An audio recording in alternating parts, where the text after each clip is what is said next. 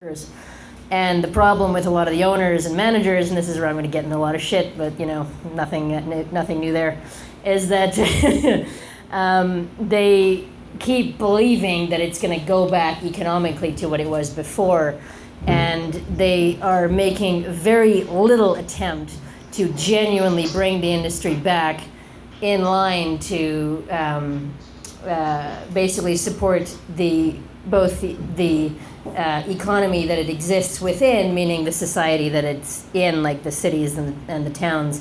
And they don't listen to the dancers or the freelancers at all. So basically, a lot of the girls,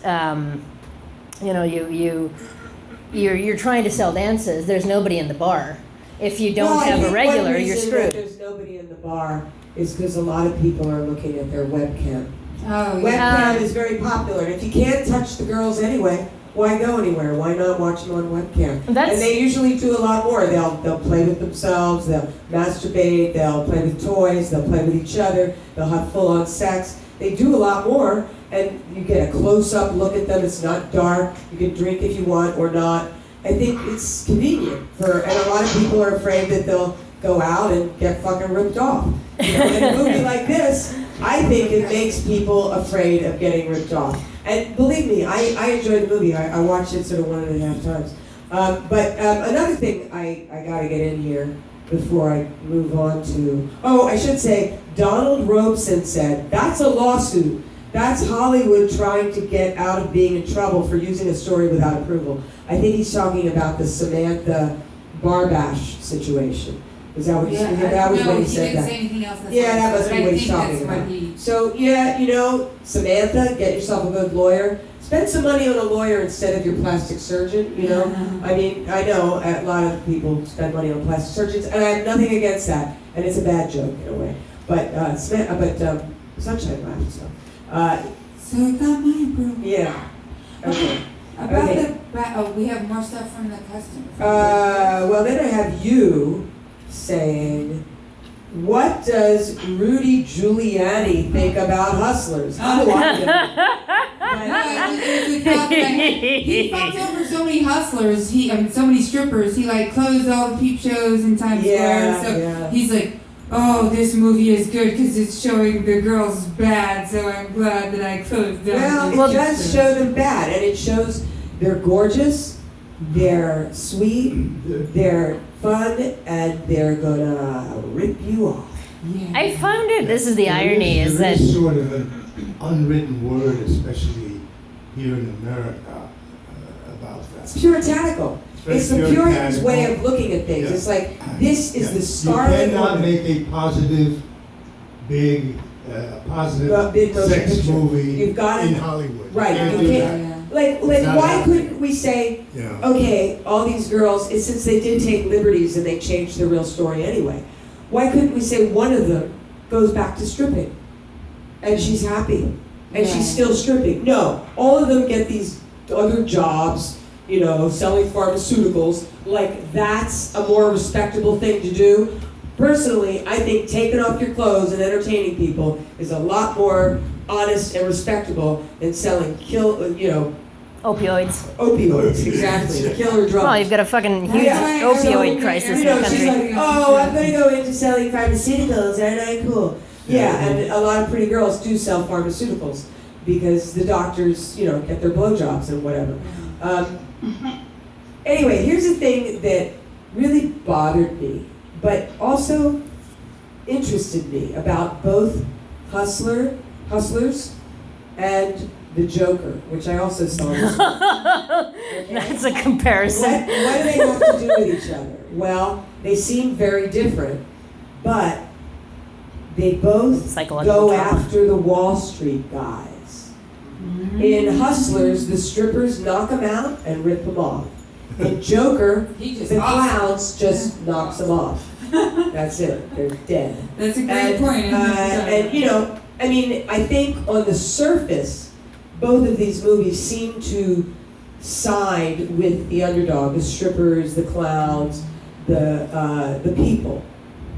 Yet, the message that comes across is the people, the workers, the sex workers, And the working clowns, they're people we should be afraid of, because they're going to rip us off, they're going to drug us, and they're going to kill us. And so we better have more, what? Police! We need police! That's the underlying message of these two movies to me. I mean, maybe it's the wrong message, maybe that wasn't the deliberate message, but when I see clowns running amok in subways, killing people, and I see strippers basically running amok, drugging people, and ripping them off, I think, we need some police. Now, of course, here's the real truth. The police are worse killers than anybody. That's true. And today, I'm doing try not to cry. There was another woman, a woman this time, murdered in her home. Another person murdered in their home. Another African American. Name is Tatiana Jefferson. Over nothing.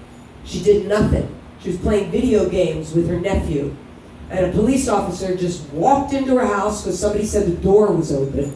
They walk into her house and they say, put your hands up, and within 1 second, they shoot her dead. Now, to me, that's scarier. I'm more scared. And by the way, neighbors, all you people, my neighbors, do not tell the police to come over to check on me, okay? And I have been raided by the police because they thought I ran a strip club by the LAPD. And I sued them and I won, and I was very lucky. To me, that's, and I'm a progressive, I'm a lefty, I'm a Bernie bro, I admit it, but that's what bothers me about all Hollywood movies, honestly. All of them. Okay, I'm getting enough off my soapbox. Let my guests talk. One thing I found interesting about the film that was not really publicly being discussed a lot, is how it deals with trauma in the industry with regarding to women surviving. Because a friend of mine, who was actually one of my first mentors when I first came into the business, knowing jack shit, she was actually escaping from a arranged marriage. So she basically jumped out of a second floor window, and then got into the industry because it doesn't really require any sort of prerequisite of schooling or anything. And she, made a pretty decent living being a stripper for a number of years until she quit the industry and became a pharmaceutical person. But she's supporting a kid and being a pretty awesome mom. But the thing is, though, is that whenever people slam anybody in the industry, it's like, okay, fine, you're smashing into us, but what are you doing to support people with regarding to ending child marriage? What are you doing supporting, people dealing with abusive families? What are you doing supporting people who are street individuals or who come from broken homes? Because there's a lot of people that were in situations that they have no community support, but how else are you supposed to feed yourself, keep a roof over your head, and actually survive in a community that they give you lip service, but they don't actually put their money where their mouth is? Because there's two kinds of feminists. One is a sex-positive feminist, and the other is a sex-negative feminist. Mm-hmm. Yeah, So, there's the Adrienne Riches and Catherine McKinnons who basically say any form of sex with a guy is rape. And then there's the sex-positive feminists like you and me. Mm-hmm. And I call them all feminists because they're all pro-woman. But I don't think, I'm a feminist, but I don't agree with all feminists.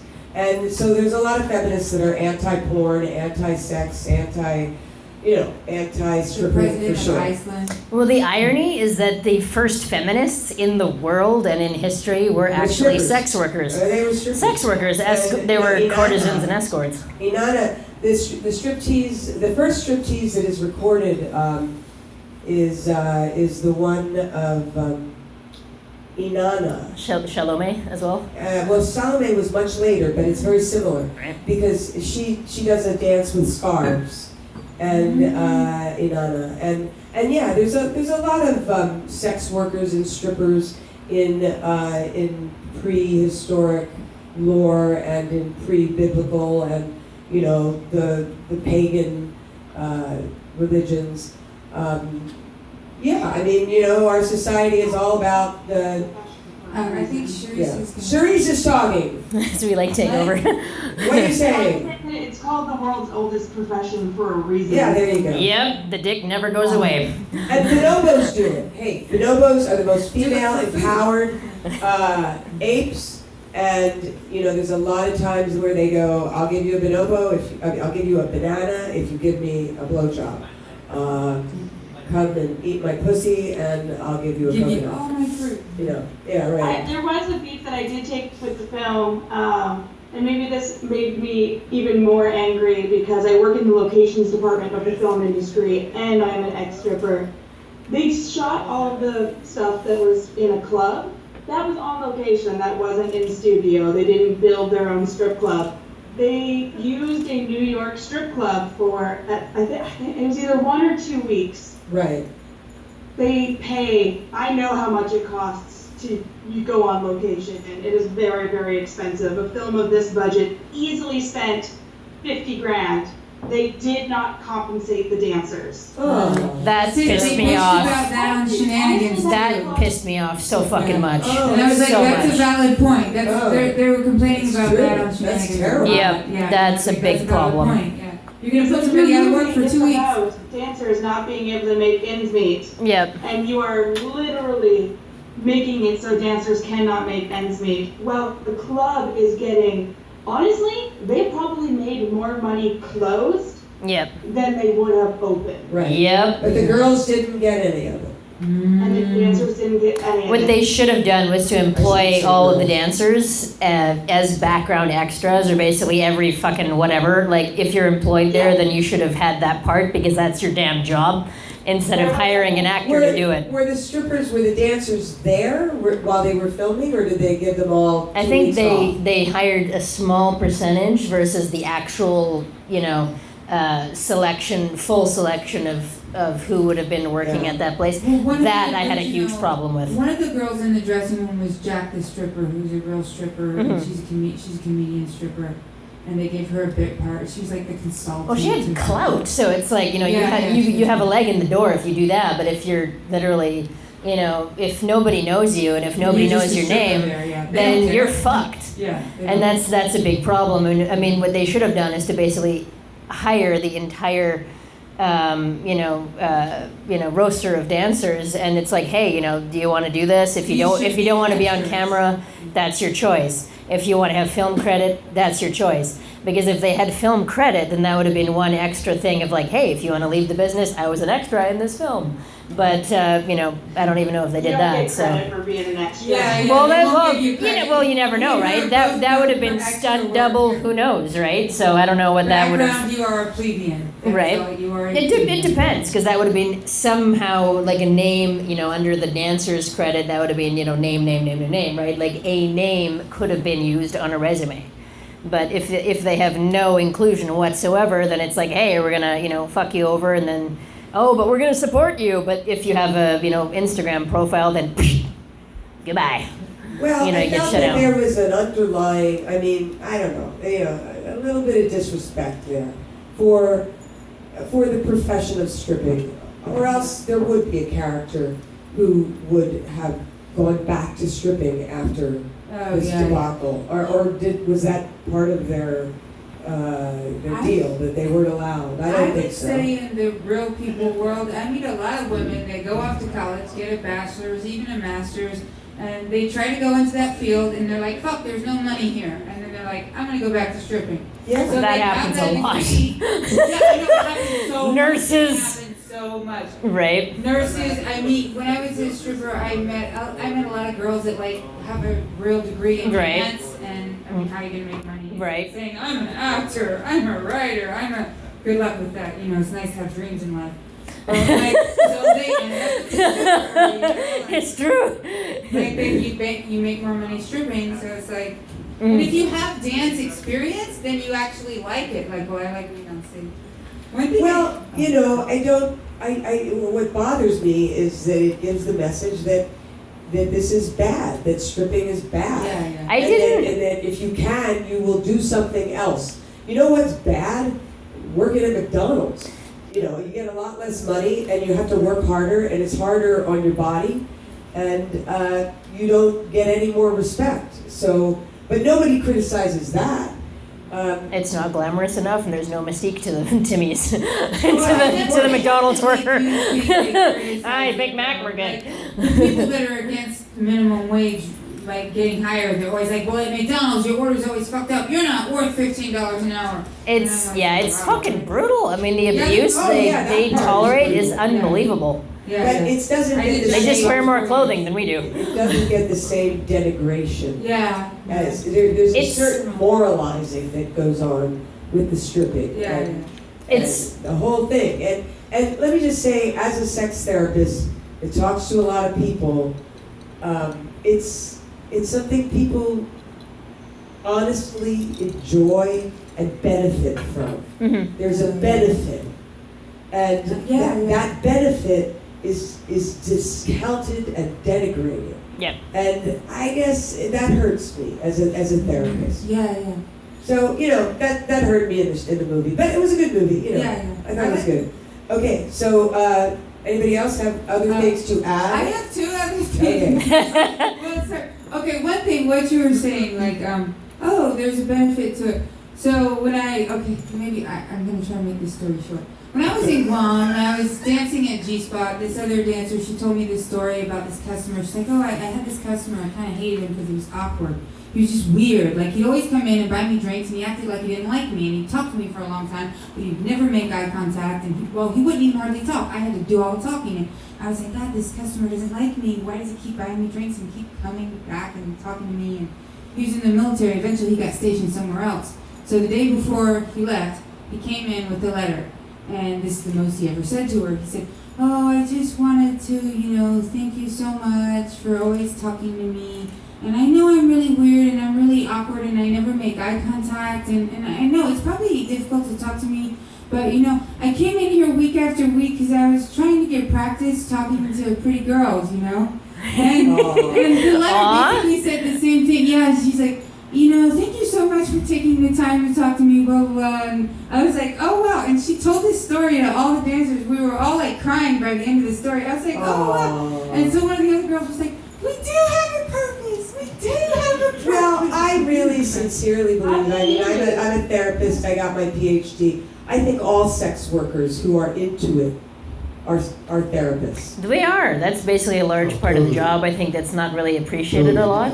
And I don't Society think that doesn't comes across understand in this movie. What did you say, Cherise? You said, sorry. Oh, I think that the one thing that you can get from visiting a strip club, especially if it's a place with house girls, so you can go back and that same girl is going to be there all the time, is something that you don't really get from, like you were saying, that everyone's at home watching their webcams. That girlfriend experience. Yeah.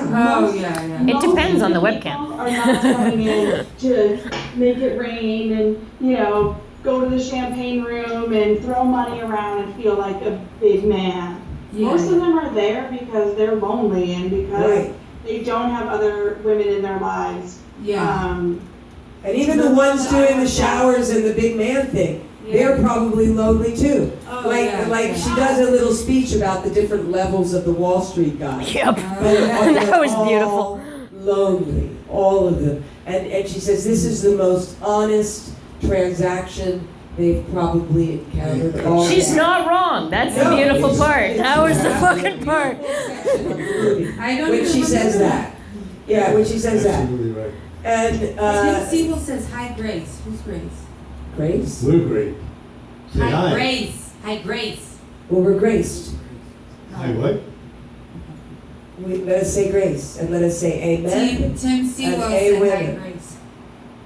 Okay, tell them, hey. I'm going to say, who's Thanks. Grace? You know what? Grace Yeah. is probably a typo.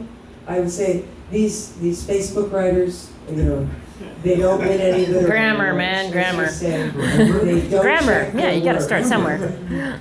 Okay, It's so hard to check with I gotta introduce a main character in my show tonight who didn't get to talk at all. His name is Gordy the Gourd, and boy, he heavy. I used to have a gourd. Actually, I pounded Rhiannon Aaron's